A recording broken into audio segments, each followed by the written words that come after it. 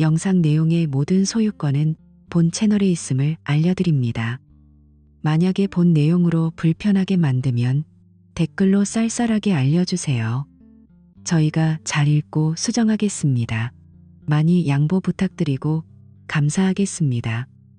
이진우 씨는 올해 30살이에요. 서울 강남의 대기업에서 마케팅 팀장을 맡고 있죠. 그의 아내 한수연 씨는 29살로 중소기업에서 회계사로 일하고 있어요. 그들은 결혼한 지 2년이 되었고 주변 사람들의 눈에는 안정된 직장과 좋은 수입을 가진 완벽한 젊은 부부로 보였어요. 하지만 최근 몇 달 동안 그들의 관계에 미묘한 변화가 생겼다. 처음에는 모든 게 순조로웠다. 진우 씨는 회사에서 큰 프로젝트를 맡아 야근이 잦아졌고 보통 밤 10시가 넘어서야 집에 들어왔다. 수연 씨는 처음엔 이해하려 애썼어요.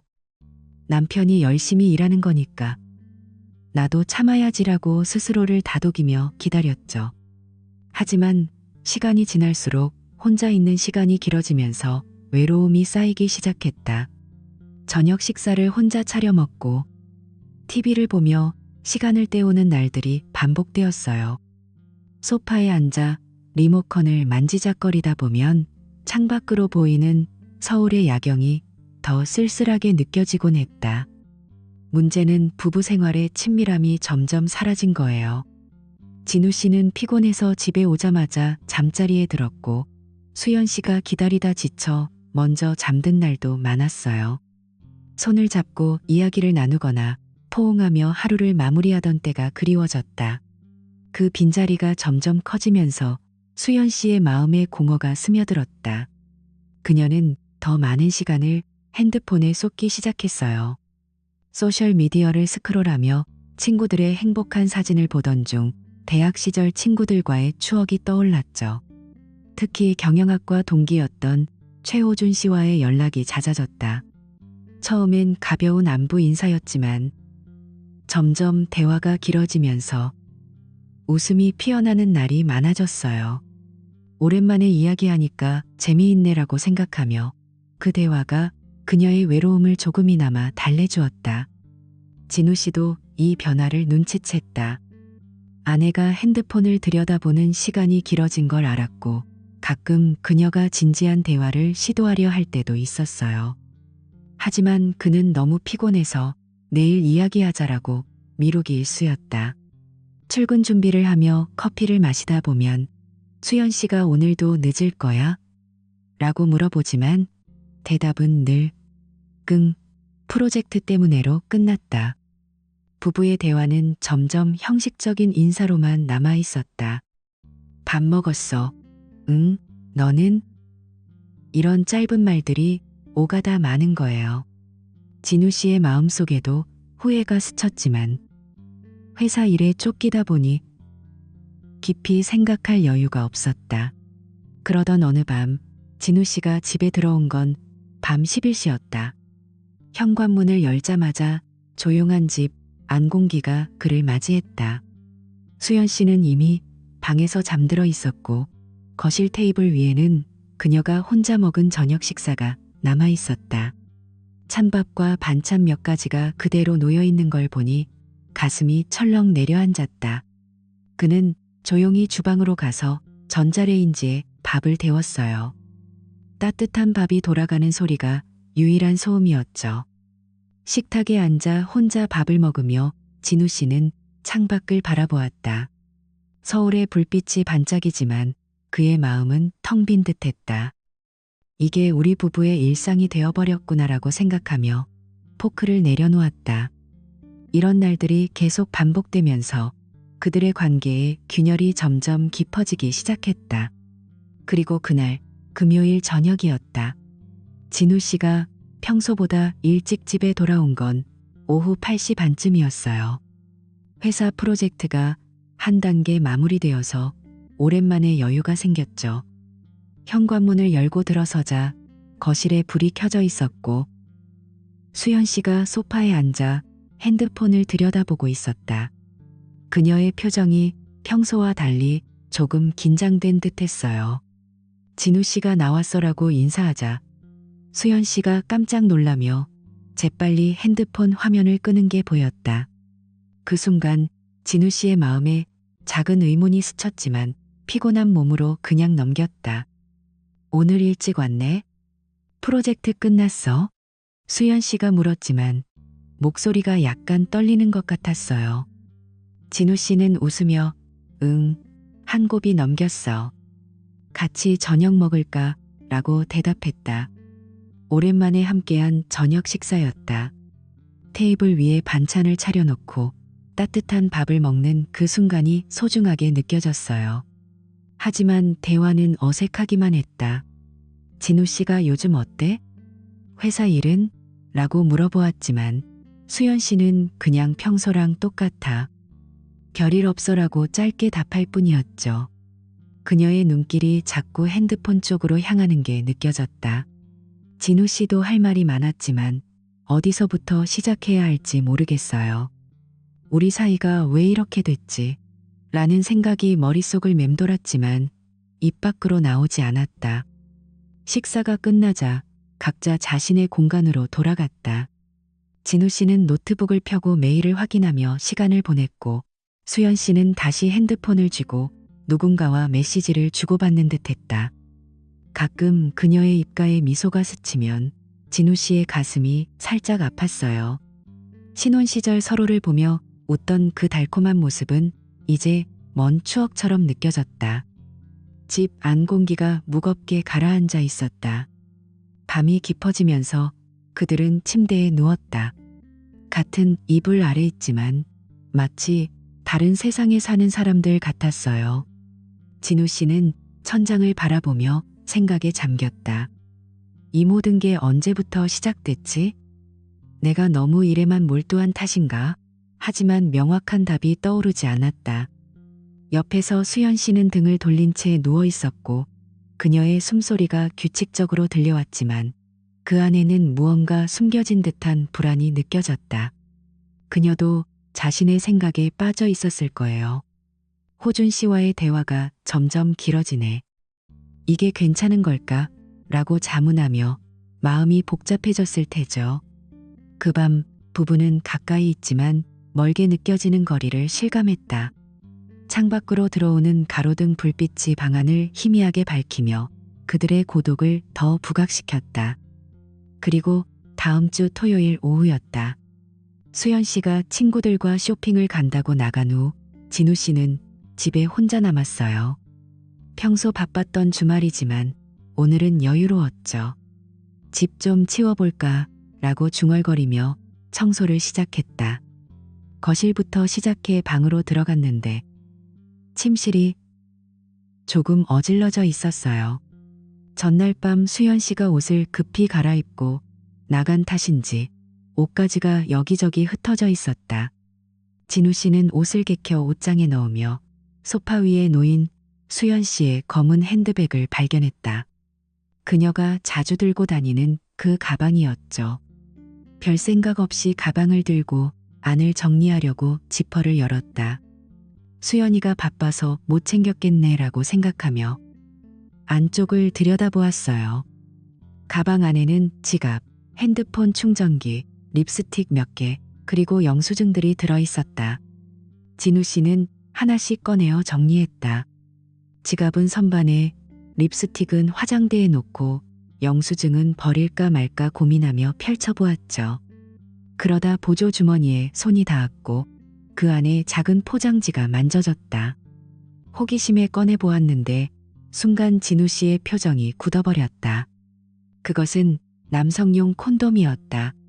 포장이 그대로 붙어있는 새 제품이었지만 분명히 남성용으로 보이는 그 물건이 수연 씨의 가방 안에 있었다.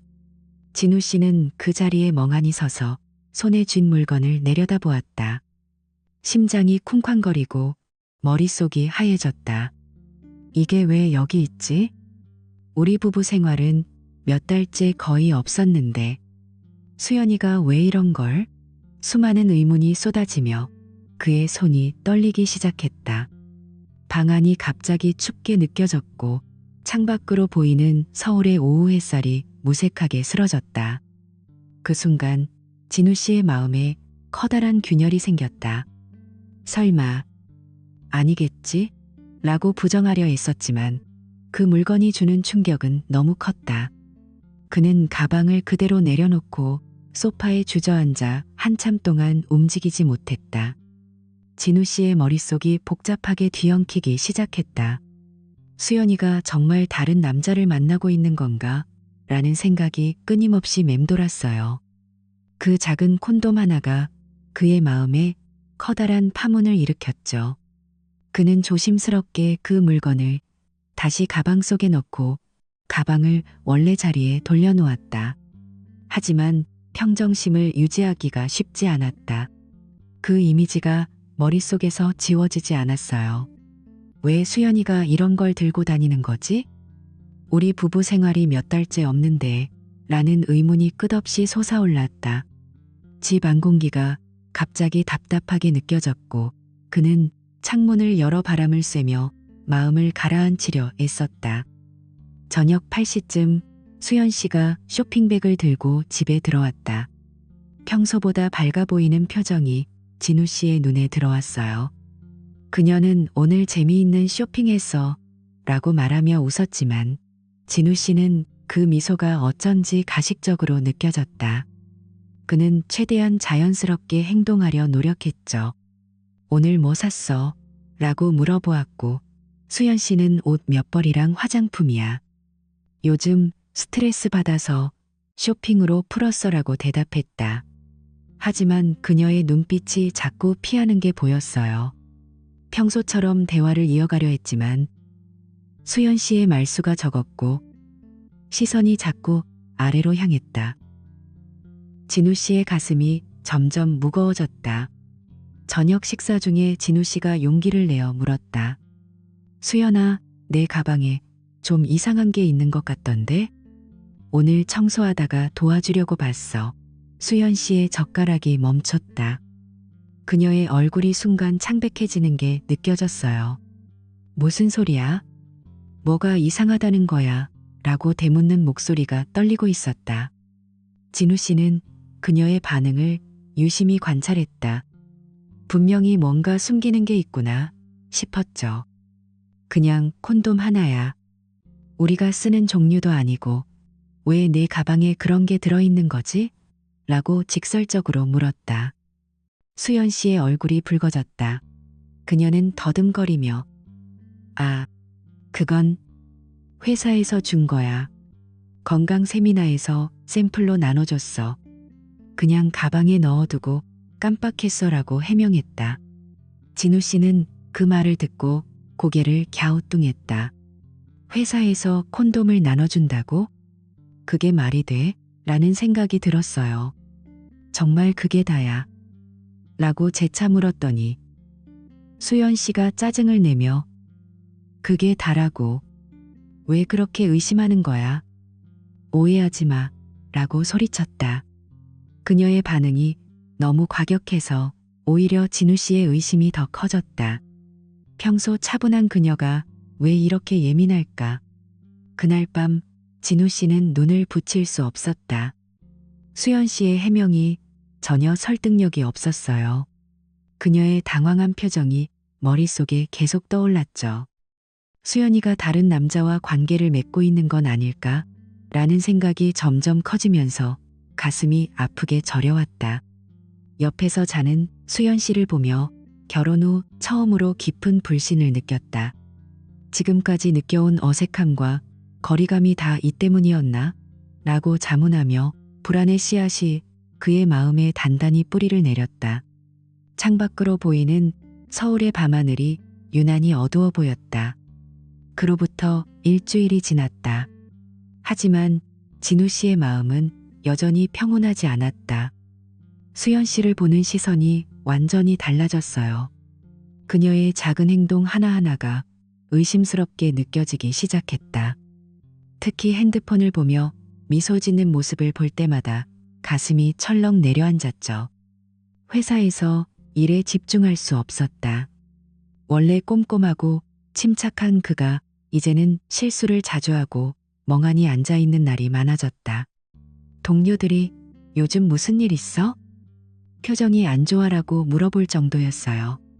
진우 씨는 아니, 그냥 피곤해서라고 대충 넘겼지만 속으로는 수연 씨와 그녀의 비밀에 대한 걱정으로 가득 차 있었다. 화요일 저녁, 진우 씨가 평소보다 일찍 집에 가기로 결심했다. 수연 씨가 정말 혼자 있는지 확인하고 싶었어요. 오후 6시 반쯤 집에 도착했는데 주차장에 수연 씨의 차가 없었다. 그녀는 보통 5시 반에 퇴근하니까 이상했다. 진우 씨는 바로 전화를 걸었다. 신호음이 몇 번 울린 후에야 수연 씨가 받았고 목소리가 평소와 달랐다. 어디야? 라고 물었더니 그녀가 잠시 머뭇거리다. 동료들이랑 저녁 먹으러 왔어라고 대답했다. 하지만 배경소리가 전혀 파티 같은 분위기가 아니었어요. 조용한 거리 소리나 바람 소리가 들릴 뿐이었죠. 그 순간 진우 씨의 의심이 확신으로 변해갔다. 그리고 금요일, 진우 씨가 마침내 중대한 결정을 내렸다. 스스로 수연 씨를 미행할 수 없으니 전문가의 도움을 받기로 했어요. 인터넷에서 찾은 탐정사무소에 전화를 걸었다. 상담 후에 알게 된 건 이런 서비스를 이용하는 사람들이 많다는 거예요. 특히 배우자의 문제로 오는 경우가 대부분이라고 하더군요. 탐정 김태수 씨는 40대 중반쯤 된 남자로 경험이 많아 보였다. 진우 씨는 콘돔을 발견한 일부터 수연 씨의 이상한 행동까지 모두 털어놓았다. 김태수 씨는 이야기를 듣더니 이런 경우 대부분 의심이 맞아요. 특히 부부 관계가 소원한 상황에서 그런 물건이 나오면 10의 9은 외도예요 라고 말했다. 진우 씨의 마음이 더 무거워졌지만 진실을 알아야 했다. 탐정은 일주일 안에 확실한 증거를 찾아드릴게요. 수연 씨의 출퇴근 패턴과 일상을 먼저 파악한 후 추적을 시작하죠. 라고 약속했다. 진우 씨는 200만 원의 비용을 지불하고 조사를 의뢰했다. 조사 첫날, 김태수 씨가 수연 씨 회사 근처에서 대기했다.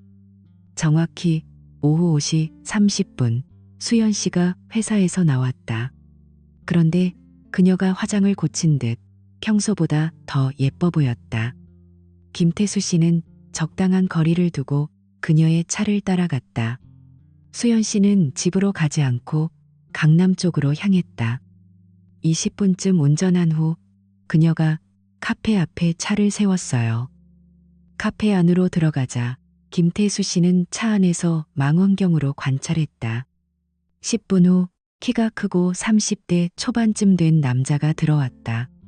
수연 씨가 환하게 웃으며 일어나 인사하는 게 보였다. 두 사람은 카페에서 대화를 나누더니 함께 엘리베이터를 타고 올라갔다. 그것이 결정적인 순간이었다. 김태수 씨는 바로 진우 씨에게 전화를 걸어 상황을 보고했다. 전화를 받은 진우 씨는 다리가 풀리는 느낌이었다. 예상은 했지만 실제로 확인하니 충격이 너무 컸다. 말이 제대로 나오지 않았다. 다음 날 김태수 씨가 더 적극적으로 조사를 이어갔다. 수연 씨와 그 남자의 만남 패턴을 파악하기 위해 며칠 더 지켜보기로 했어요. 그날 밤 진우 씨는 잠을 이룰 수 없었다. 머릿속에 수연 씨가 다른 남자와 호텔로 들어가는 장면이 계속 떠올랐죠. 가슴이 찢어지는 듯한 고통이었다. 목요일 저녁 수연 씨가 다시 같은 패턴을 반복했다. 회사에서 나와 그 카페로 가서 남자를 만났다. 이번엔 김태수 씨가 더 가까이서 관찰할 수 있었어요. 대화 내용은 들리지 않았지만 분위기가 연인처럼 달콤했다. 그는 몰래 수연 씨의 차에 작은 녹음기를 설치했다. 대시캠도 녹음 기능이 있지만 더 선명한 음성을 원했어요. 며칠 후 그 녹음기가 결정적인 증거를 제공했다. 수연 씨와 남자의 차 안대화가 고스란히 녹음된 거예요. 녹음 내용을 들은 진우 씨는 소름이 돋았다. 수연 씨의 목소리가 들려왔다. 호준아, 요즘 너 덕분에 정말 행복해. 진우랑은 완전히 달라. 남자 최호준 씨가 대답했다. 나도 그래, 수연아. 사실 대학 때부터 네가 좋아했어. 네가 결혼한다고 했을 때 정말 슬펐어. 이렇게 다시 만나다니. 수연 씨가 웃으며 나도. 진우보다 네가 훨씬 좋아. 진심이야 라고 말했다. 진우 씨는 더 이상 들을 수 없었다. 손이 떨려 녹음기를 끌 수조차 없었다. 결혼 2년 만에 아내가 다른 남자에게 이런 말을 하다니 믿기지 않았다. 추가 조사로 김태수 씨가 밝혀낸 건 최호준 씨가 수연 씨의 대학 동기라는 거예요. 둘 다 경영학과를 졸업했고 최근 동창회에서 재회했다. 최호준 씨는 중견 건설회사에서 건설 디자인 팀장을 맡고 있었다. 더 충격적인 건 그들의 관계가 4개월 전부터 시작됐다는 사실이에요. 수연 씨의 통화와 메시지 기록을 조사하니 3월부터 최호준 씨와 자주 연락한 게 확인됐다.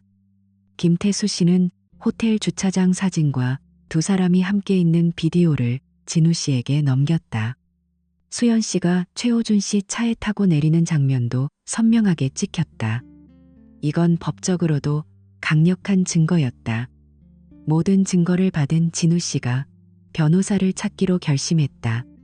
서초동의 가정법 전문 변호사 사무실로 갔다. 이재희 변호사는 50대 여성으로 이런 케이스를 많이 다룬 경험이 있었다. 그녀는 진우 씨가 가져온 사진, 녹음 파일, 탐정 보고서를 꼼꼼히 검토했다. 이 증거로라면 이혼 소송에서 유리해요. 배우자의 외도가 명확히 입증되면 자산 분배와 위자료에서 혜택을 볼 수 있어요. 게다가 상대 남자를 상대로도 별도 소송을 걸어 위자료를 청구할 수 있죠 라고 설명했다. 이재희 변호사는 한번 시작하면 돌이킬 수 없어요. 모든 관계가 끝나버릴 거예요. 잘 생각하세요 라고 조언했지만 진우 씨는 이미 마음을 굳혔다. 이제 끝내야 해라는 생각뿐이었다. 진우 씨의 머릿속이 복잡하게 뒤엉키기 시작했다. 수연이가 정말 다른 남자를 만나고 있는 건가? 라는 생각이 끊임없이 맴돌았어요. 그 작은 콘돔 하나가 그의 마음에 커다란 파문을 일으켰죠. 그는 조심스럽게 그 물건을 다시 가방 속에 넣고 가방을 원래 자리에 돌려놓았다. 하지만 평정심을 유지하기가 쉽지 않았다. 그 이미지가 머릿속에서 지워지지 않았어요. 왜 수연이가 이런 걸 들고 다니는 거지? 우리 부부 생활이 몇 달째 없는데 라는 의문이 끝없이 솟아올랐다. 집 안 공기가 갑자기 답답하게 느껴졌고 그는 창문을 열어 바람을 쐬며 마음을 가라앉히려 애썼다. 저녁 8시쯤 수연 씨가 쇼핑백을 들고 집에 들어왔다. 평소보다 밝아 보이는 표정이 진우 씨의 눈에 들어왔어요. 그녀는 오늘 재미있는 쇼핑했어 라고 말하며 웃었지만 진우 씨는 그 미소가 어쩐지 가식적으로 느껴졌다. 그는 최대한 자연스럽게 행동하려 노력했죠. 오늘 뭐 샀어? 라고 물어보았고 수연 씨는 옷 몇 벌이랑 화장품이야. 요즘 스트레스 받아서 쇼핑으로 풀었어 라고 대답했다. 하지만 그녀의 눈빛이 자꾸 피하는 게 보였어요. 평소처럼 대화를 이어가려 했지만 수연 씨의 말수가 적었고 시선이 자꾸 아래로 향했다. 진우 씨의 가슴이 점점 무거워졌다. 저녁 식사 중에 진우 씨가 용기를 내어 물었다. 수연아, 내 가방에 좀 이상한 게 있는 것 같던데? 오늘 청소하다가 도와주려고 봤어. 수연 씨의 젓가락이 멈췄다. 그녀의 얼굴이 순간 창백해지는 게 느껴졌어요. 무슨 소리야? 뭐가 이상하다는 거야? 라고 되묻는 목소리가 떨리고 있었다. 진우 씨는 그녀의 반응을 유심히 관찰했다. 분명히 뭔가 숨기는 게 있구나 싶었죠. 그냥 콘돔 하나야. 우리가 쓰는 종류도 아니고 왜 내 가방에 그런 게 들어있는 거지? 라고 직설적으로 물었다. 수연 씨의 얼굴이 붉어졌다.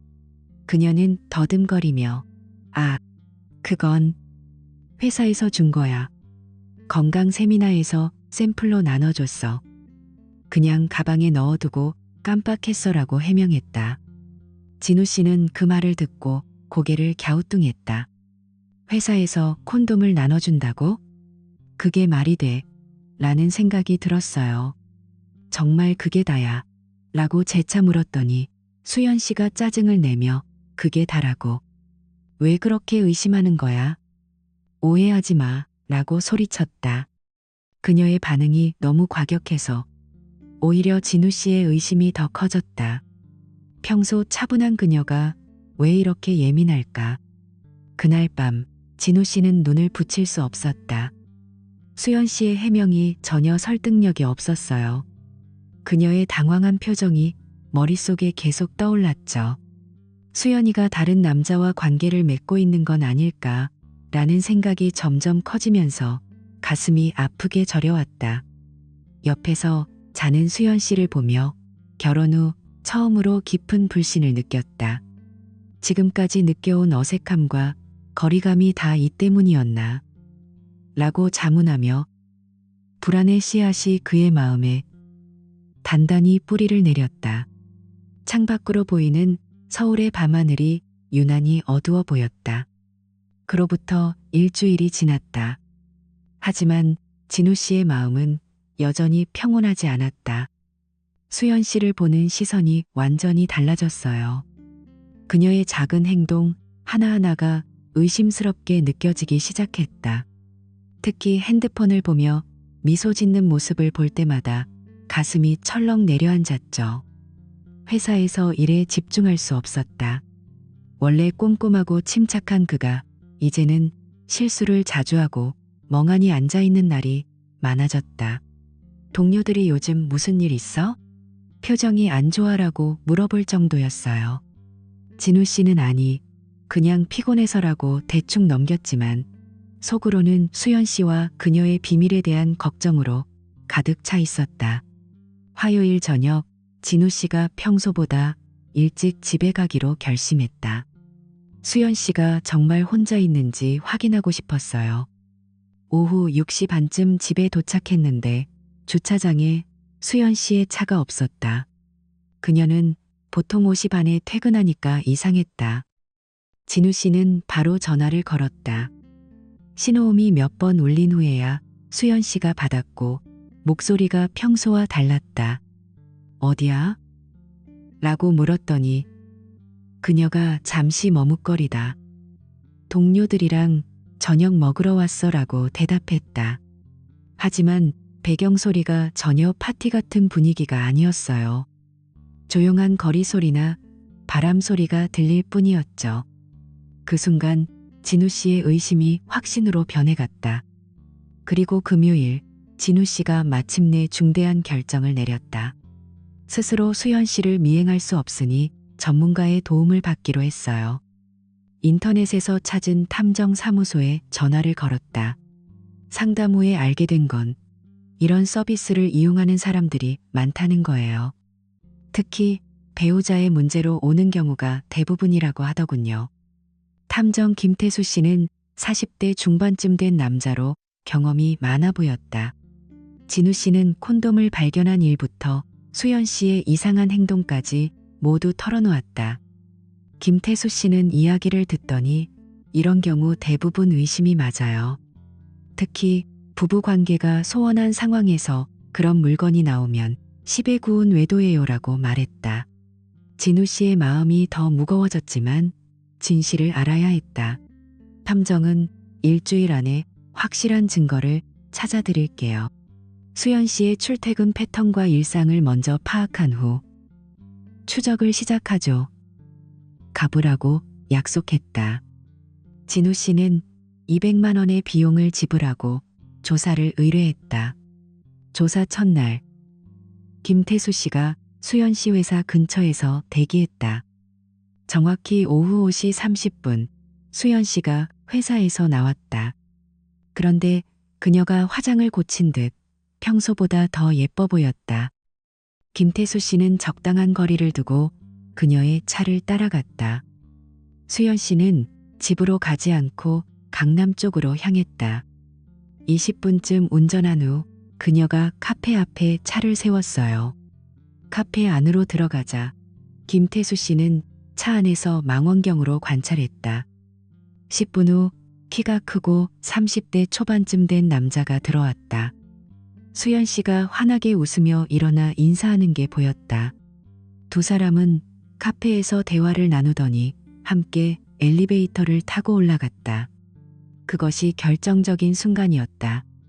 김태수 씨는 바로 진우 씨에게 전화를 걸어 상황을 보고했다. 전화를 받은 진우 씨는 다리가 풀리는 느낌이었다. 예상은 했지만 실제로 확인하니 충격이 너무 컸다. 말이 제대로 나오지 않았다.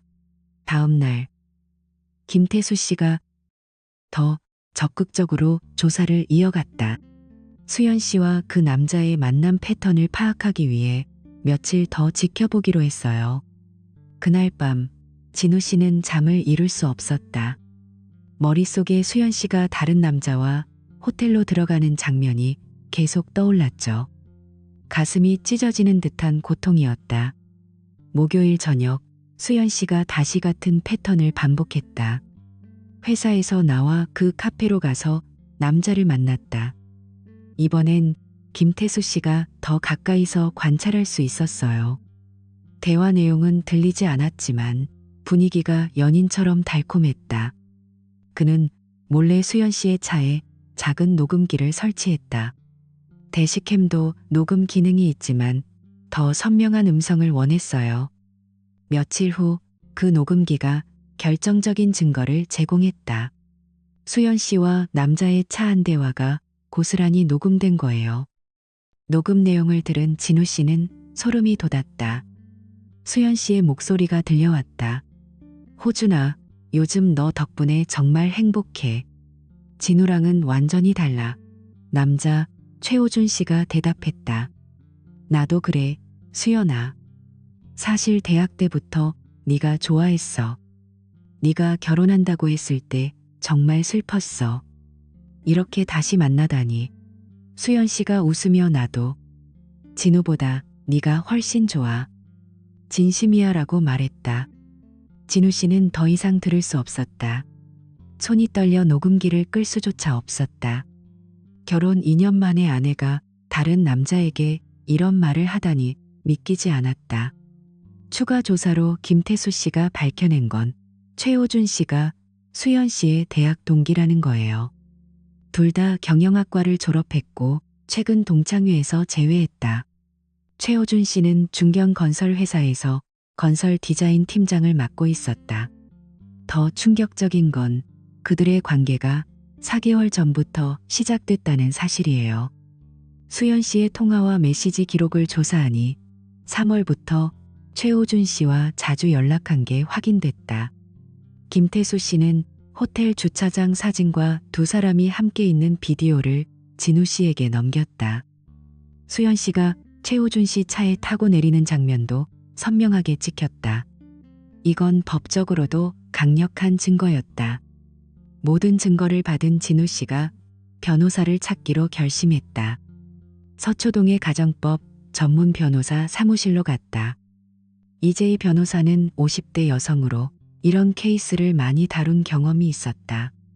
그녀는 진우 씨가 가져온 사진, 녹음 파일, 탐정 보고서를 꼼꼼히 검토했다. 이 증거로라면 이혼 소송에서 유리해요. 배우자의 외도가 명확히 입증되면 자산 분배와 위자료에서 혜택을 볼 수 있어요. 게다가 상대 남자를 상대로도 별도 소송을 걸어 위자료를 청구할 수 있죠 라고 설명했다. 이재희 변호사는 한번 시작하면 돌이킬 수 없어요. 모든 관계가 끝나버릴 거예요. 잘 생각하세요 라고 조언했지만 진우 씨는 이미 마음을 굳혔다. 이제 끝내야 해라는 생각뿐이었다. 변호사가 먼저 수연 씨와 사실을 확인해 보라고 제안했다.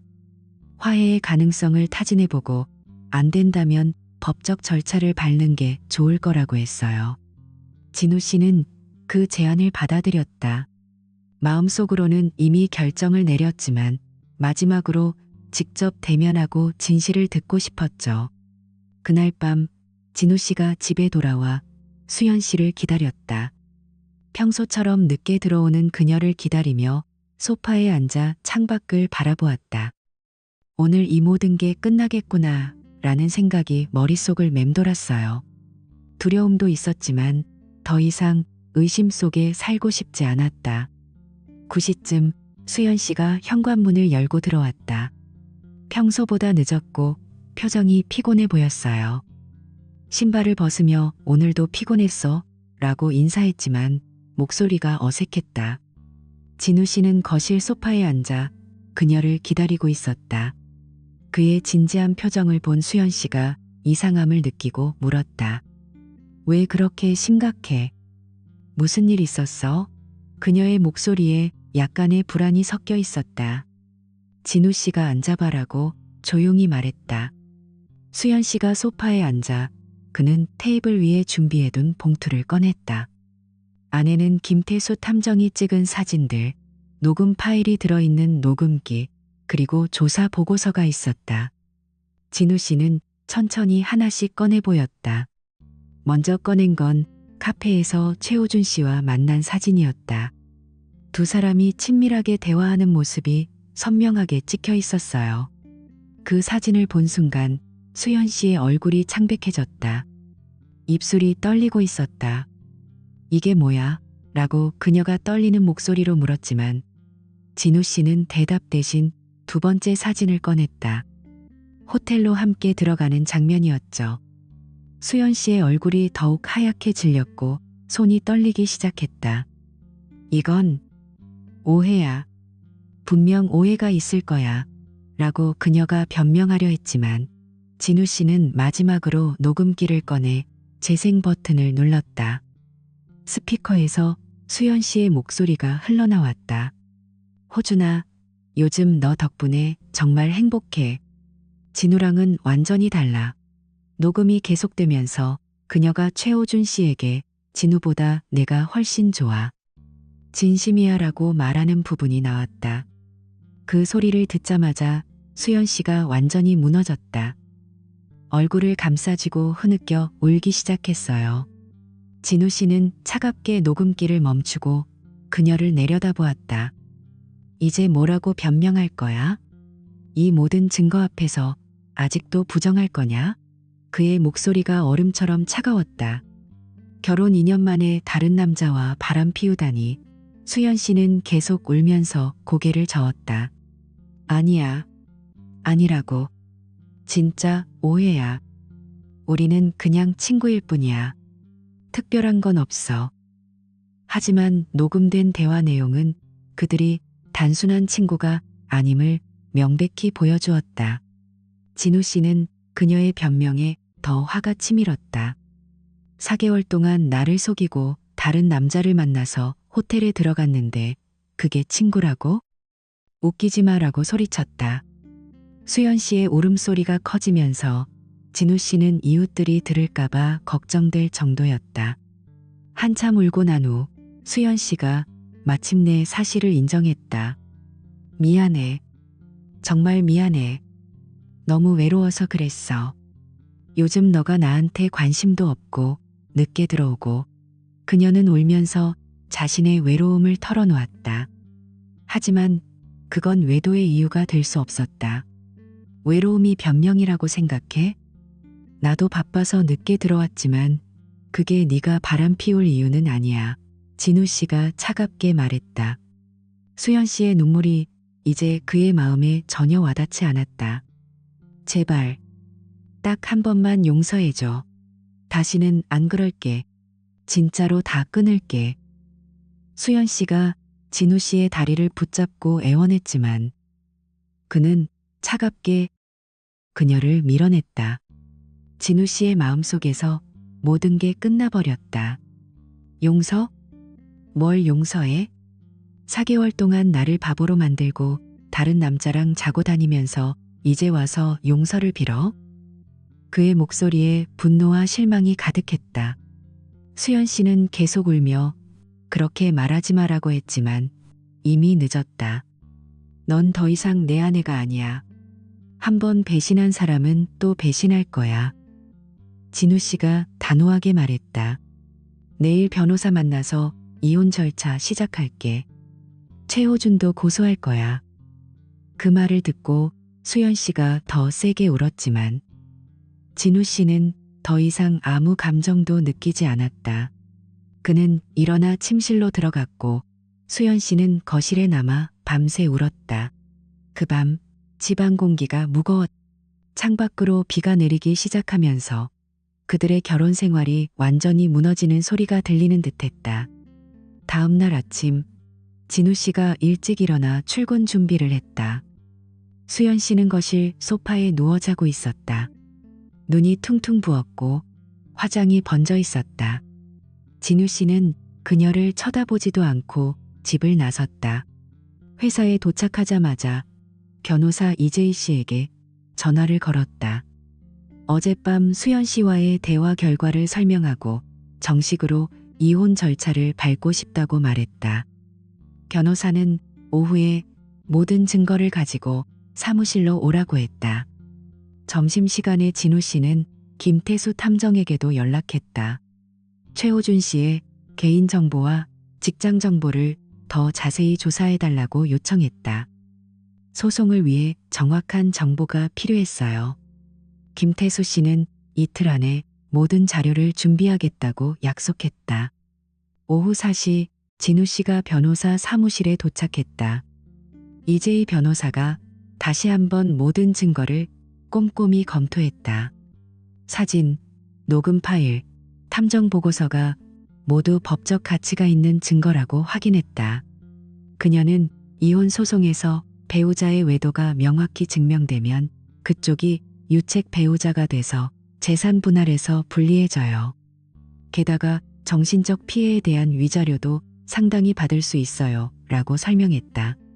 최호준 씨에 대한 소송도 승소 가능성이 높다고 평가했다. 변호사는 소장 제출 전에 공식적인 내용 증명을 보내기로 했다. 수연 씨에게는 명확한 이혼 요구를, 최호준 씨에게는 불륜 관계 즉시 종료와 3천만 원의 위자료를 요구하는 내용이었다. 수락하지 않으면 법정에서 보자고 경고를 포함해서요. 그날 저녁 진우 씨가 집에 돌아오니 수연 씨가 아직 집에 있었다. 눈이 너무 부어서 출근 못했다고 했다. 진우 씨를 보자마자 다시 무릎 꿇고 용서를 빌었지만 그는 단호했다. 내일부터 변호사를 통해 모든 절차를 진행할 거야. 너도 변호사 구해.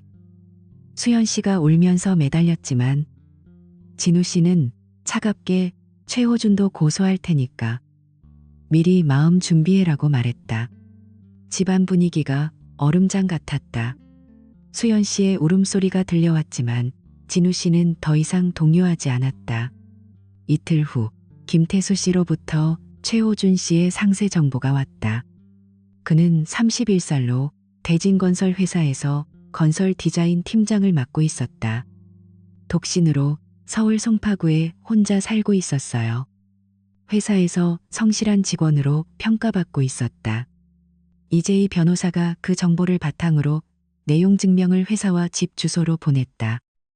불륜관계 즉시 종료와 3천만 원 위자료를 요구하며 수락 안 하면 법정에서 보자고 했다. 내용 증명이 발송된 지 나흘 후 최호준 씨가 연락이 왔다. 직접 만나서 이야기하고 싶다고 했다. 진우 씨는 변호사와 상의한 후 변호사 사무실에서 만나기로 했다. 약속 시간에 최호준 씨가 나타났다. 수연 씨가 말했던 것보다 훨씬 초췌해 보였어요. 그는 회사에서 큰 곤란을 겪고 있다고 털어놓았다. 상사가 질책했고 승진에 영향을 미칠 거라고 했다. 최호준 씨는 진우 씨에게 진심으로 사과했다. 정말 죄송합니다. 수연 씨와의 모든 관계를 끊었습니다. 그는 위자료를 전액 지불하겠다고 약속했다.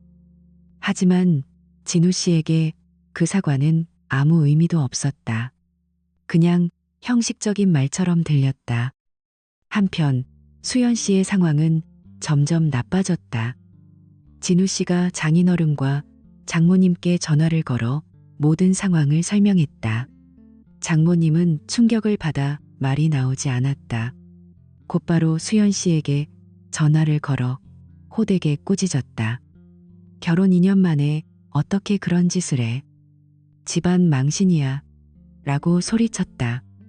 장인어른도 실망감을 표현하며 당분간 얼굴 보고 싶지 않다고 했다. 수연 씨는 가족에게도 고립되었다.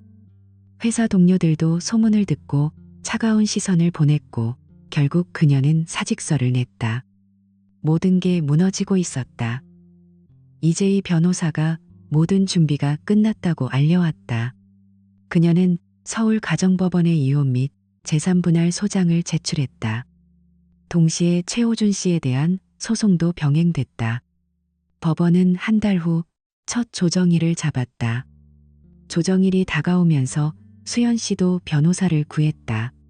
이혼 전문 변호사 강민우 씨였다. 그는 수연 씨에게 조정에서 최대한 합의하는 게 유리해요.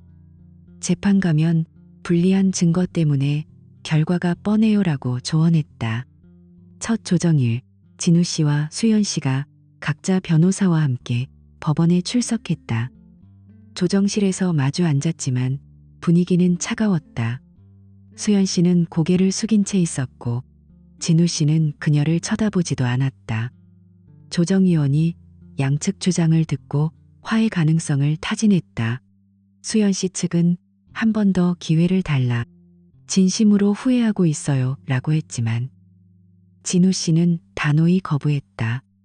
신뢰가 완전히 깨졌어요. 회복 불가능해요.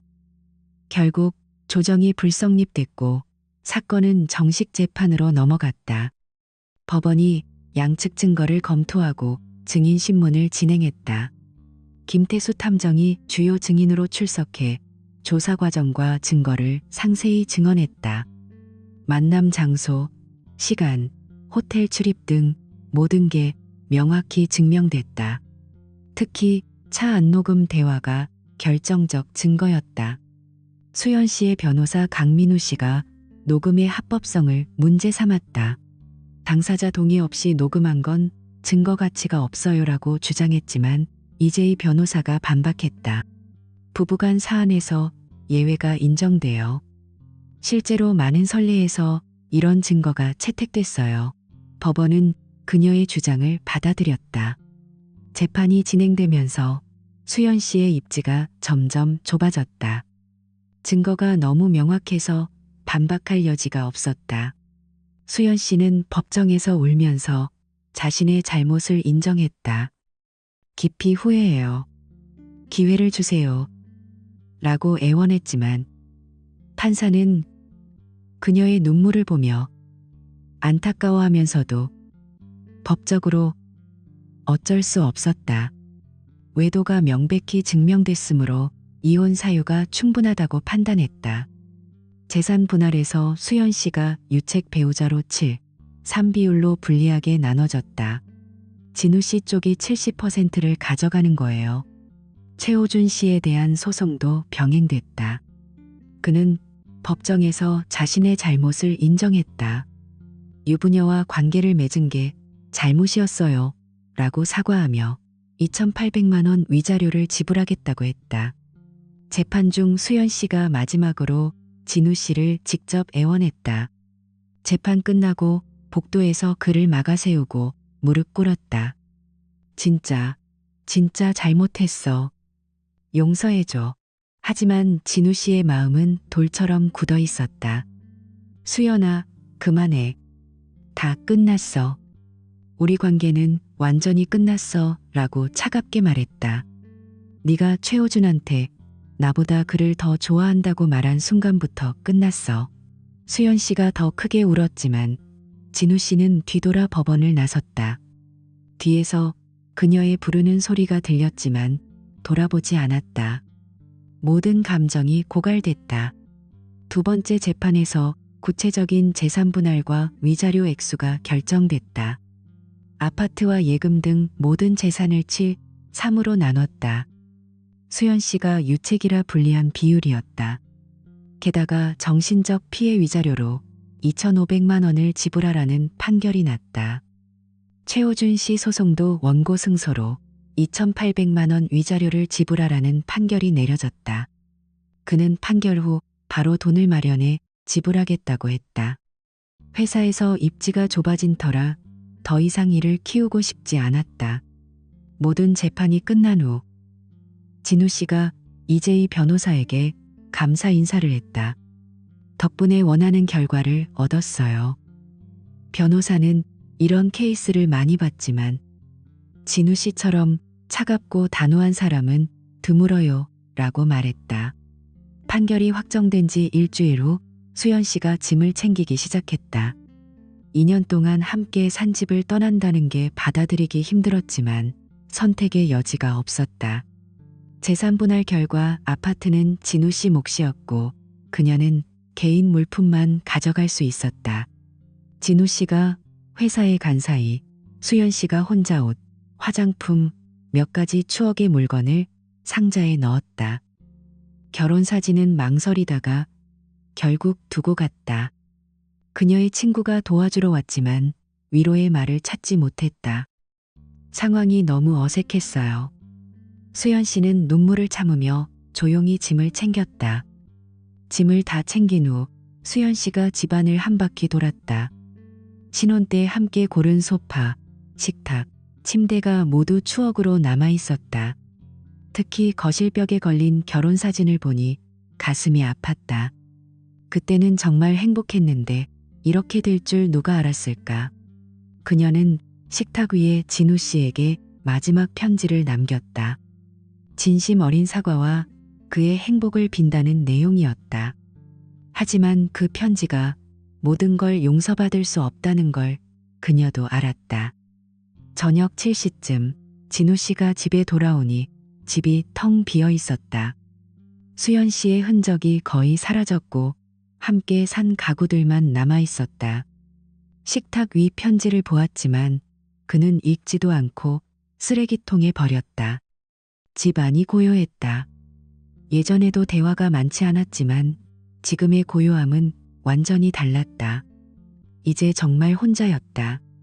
진우 씨는 소파에 앉아 TV를 켰지만 내용이 들어오지 않았다. 며칠 후 최호준 씨로부터 위자료 2,800만 원이 계좌로 입금됐다는 알림이 왔다. 그는 추가로 사과 메시지를 보냈지만 진우 씨는 답하지 않았다. 법적 문제는 모두 해결됐다. 수연 씨도 판결대로 2,500만 원을 지불했다. 분할 납부하려 했지만 진우 씨가 일시불을 요구했다. 그녀는 부모님께 도움을 받아 돈을 마련했다. 부모님은 딸의 행동에 실망했지만 그래도 도와주었다. 이혼 확정 한 달 후 진우 씨가 일상으로 돌아가기 시작했다. 회사 동료들에게 이혼 사실을 알렸고 주변 사람들이 위로와 격려를 해줬다. 특히 김 팀장님이 비슷한 경험을 공유하며 조언했다. 처음엔 힘들겠지만 시간 지나면 홀가분해질 거야. 배신의 상처는 쉽게 안 아물지만 진실을 알고 깔끔히 정리한 게 다행이야. 진우 씨는 그 말에 고개를 끄덕였다. 진우 씨는 혼자 사는 삶에 익숙해졌다. 저녁을 혼자 먹고 주말을 혼자 보내는 게 나쁘지 않았다. 오히려 누구를 의심할 필요 없고 속지 않는 삶이 평화로웠다. 어느 토요일 오후 진우 씨가 카페에 앉아 커피를 마시며 생각에 잠겼다. 지난 몇 달 동안의 일을 돌아보니 감정이 복잡했다. 처음 의심의 불안, 증거 확인의 충격, 법정에서의 차가운 분노까지. 이제 그 모든 게 가라앉고 평온한 마음만 남았다. 배신한 사람은 또 배신할 거야. 수연이가 정말 후회한다고 해도 언젠가 반복됐을 텐데 그는 창밖을 보며 중얼거렸다. 이제 다시 시작할 때야. 30대 전에 끝나서 다행이네. 더 늦었으면 상처가 훨씬 컸을 거야. 그의 얼굴의 슬픔보다 해방감이 더 컸다. 그날 저녁 진우 씨가 오랜만에 대학 친구들을 만났다. 이혼 소식을 듣고 친구들이 먼저 연락했다. 함께 술을 마시며 친구들이 위로했지만 진우 씨는 그들이 생각한 만큼 슬프지 않았다. 오히려 이제야 내 인생 살 수 있어. 그동안 의심으로 너무 피곤했어. 이제 스트레스 없어서 좋아라고 말했다. 친구들은 그의 의외로 담담한 반응에 놀랐지만 안심했다. 집에 돌아와 침대에 누운 진우 씨가 천장을 보며 생각했다. 앞으로의 삶이 두려움보다 기대됐다. 누구를 의심할 필요 없고 속지 않는 삶이 이렇게 평화로울 줄이야. 그는 깊이 깨달았다. 한 번 배신은 두 번째 배신을 부른다. 사랑이란 이름으로 용서했다면 언젠가 더 큰 상처를 받았을 거야. 지금 깔끔히 끝낸 게 둘 다에게 최선이었다.